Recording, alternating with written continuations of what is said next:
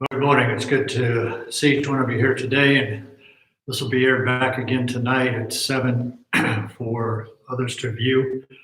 But we're glad you're here. We're glad to look forward to Easter Sunday this week. Our church is having a drive-in church, and we're very stringent about people staying in their cars. There won't be anyone to be allowed out of their car. You're going to help us a lot if you will just stay in your cars. Even if the building will not be open, so you can't get in to go to the restrooms or anything such as that. But we're trying to be compliant with the COVID crisis that's going on. But we are going to have service. This is Easter Sunday, and it's a very special service for us, as it is for all believers, to realize that we're here because Jesus rose again from the dead. But we're going to be celebrating this Sunday in a different format than I've ever had before. Perhaps you have too. Never had that opportunity to have a drive-in church. We've gone to the drive-in movies before, but never to a drive-in church. And we will be sitting in our cars, and the message from our pastor will be aired to us through your radio, so you can keep the windows up. You're going to help us a lot if you will stay in your cars, keep your windows up, and whatever you do, don't get out of your car, because obviously the social distancing thing is very stringent, and the city may be watching. We're not real sure if they're going to have people around or not. But nonetheless, we want to keep a good testimony in town that we're not here to cause problems. We just want to celebrate the risen Lord. So that's this Sunday, 9:30 and 11 o'clock. Both services will be back-to-back, just repeat services. On Wednesday nights, we've been going through various characters from Scripture and learning from their lives what the main thrust was. With Joshua, we saw his was training for leadership. With Caleb, it was mountain climbing. After so many years had gotten determined he still wanted to fight the battles of the Lord in his life and continue to be strong to the very end. Barnabas was who was an encourager, and how much we need encouragement today in the midst of everything that we're going through. And tonight we want to look at a next character who would be John. So I would invite your attention to the book of John in chapter 13. That is John chapter 13. While you're turning there, I want to ask you a question. I know for me anyway, I'm getting almost weary and tired of hearing about coronavirus, and of course we've had to switch that to COVID-19, and so we hear. And the other day the thought came to me, I'm getting weary of hearing about it. It seems like same song, different verse. But then the thought came to me as I was listening to that. I thought, wonder if God ever gets weary with us? Wonder if he gets tired of hearing the same thing coming out of our mouth? I don't think God is ever tired of hearing from us as his children, any more than you would be from your children. You know that they have needs, and you're going to meet those needs as best you can. So you don't have a problem that way. But God does sometimes, I think, get weary of mankind. Remember back in the book of Genesis in chapter 6 and verse 3, in the days of Noah, God said his spirit would not always strive with man. For his flesh, yet his days shall be 120 years. Man's days are limited. And we can put that into context for us today. We realize that it's appointed that a man wants to die, and after that, the judgment. No matter how old we get, we are one day going to pass from this scene. But the context there in Genesis chapter 6 was really focused around the marriage relationship that mankind had about marriage relationship. It says in verse 5 that God saw the wickedness of man, that it was great on the earth, and that every imagination of the thoughts of his heart was only evil continually. And verse 6 says that it grieved God, it grieved him in his heart. I wonder if God gets grieved sometimes with our constant sin, with our constant coming back. I'm talking about mankind as a whole, not necessarily you individual. But as I was thinking and perusing through that chapter, I thought, we come to verse 8, that's the highlight of the whole thing, because it says there, but Noah found grace in the eyes of the Lord. In the midst of all the world doing wrong, and every the thoughts of imaginations of all mankind was only evil continually, there was Noah. But Noah. Noah found grace in the eyes of the Lord. We know he's saved, but it did cause God to look his way and say, there's a man I can trust. There's somebody that I can use.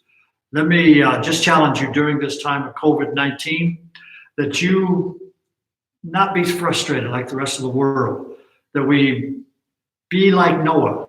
Rather than saying, but Noah, we would say, but you. You are different. You're going to respond differently than the rest of the world. Respond to the COVID-19 situation. Well, there's different ways people respond. Sometimes they respond through fear. Almost it's like they'll run around saying, oh, we're all going to die.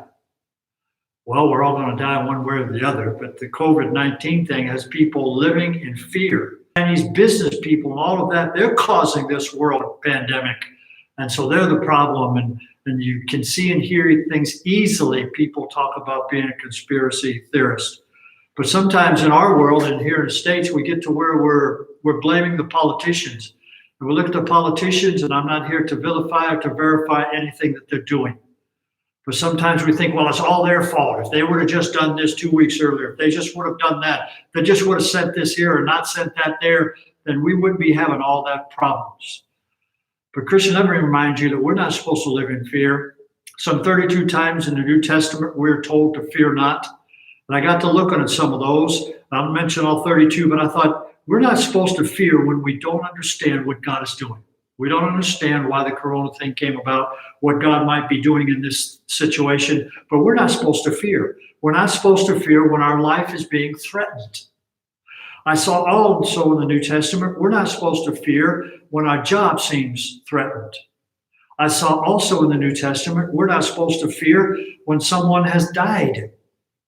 And of course, the body count's going up and up, and it seems like they're almost relishing the fact that more people are dying from it. We're not supposed to fear when it seems like God doesn't care. We're supposed to be reminded that he counts the very hairs on our head. So God is thinking about you all the time. We're not supposed to fear when it seems like it's the end of the age, but it's not. It's not the end. So we got to look and say, okay, why am I afraid? Well, I don't have to be afraid unless we're talking about faithfulness. I'm afraid I won't be faithful to the very end. There was a man by the name of John, and John's faithfulness stood out. And he tells us in John chapter 12, I know we're going to go to chapter 13 in just a moment. But in verse 16, 15, and 16 of chapter 12, he tells us there, fear not, daughter of Zion. Behold, thy king cometh sitting upon an ass's colt. These things understood not his disciples at the first. But when Jesus was glorified, then remembered they that these things were written of him, that they had done these things unto him.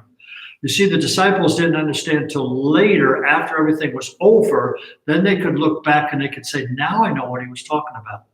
You and I may go through this whole COVID-19 thing and never fully understand what God was doing.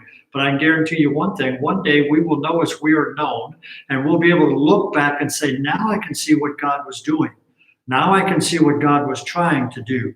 Is Jesus coming today?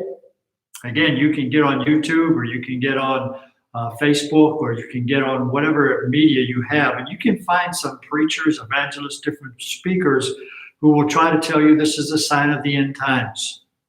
And there are signs of the end times, but let me remind you that all those signs point to an event that's 7 years after you and I are gone. So if it is a sign, it's still got 7 years. You and I will be gone before all those things happen. But is Jesus coming today? Well, maybe he is. Maybe he's not. We don't really know. We don't know the day or the hour when Jesus is coming. But what we are challenged to do in the Word of God is that we stay faithful. We stay faithful. I got to thinking about the apostles in that first century and their situation, their life, and what they were facing and the challenges they were facing. And basically 3 words came to my mind. One was confusing. They lived in confusing times. One was frustrating. Another was disappointing. Now, they were confused. They were frustrated. They were disappointed that Jesus didn't really come and end it all. Boy, he would come today. But do we realize that when Jesus comes, that is the last opportunity, that will be the last opportunity that you and I have to serve him?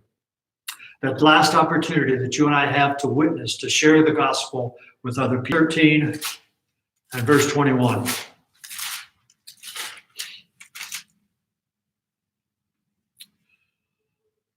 Oops, let me get the right chapter here. There we go. John chapter 13, verse 21 says, when Jesus had thus said, he was troubled in spirit and testified and said, verily, verily, I say unto you that one of you shall betray me. Then the disciples looked one upon another, doubting of whom he spake. Disciples whom Jesus loved. Simon Peter therefore beckoned to him that he should ask who it should be of whom he spake. He then, lying on Jesus' breast, saith unto him, Lord, who is it? We'll get to verse 26 in a few moments. But in those few verses, we know of John, of the 12 apostles, he's known as the beloved disciple. Now, does that mean Jesus didn't love the others? Of course he did. But there did seem to be this thing with Peter, James, and John. It was like an inner circle, if you please, of disciples that he often called to himself and allowed them to be part of something different. John was one of those men. John was allowed that situation because he stayed close to the master. Kind of reminds me of Elijah and Elisha in the Old Testament.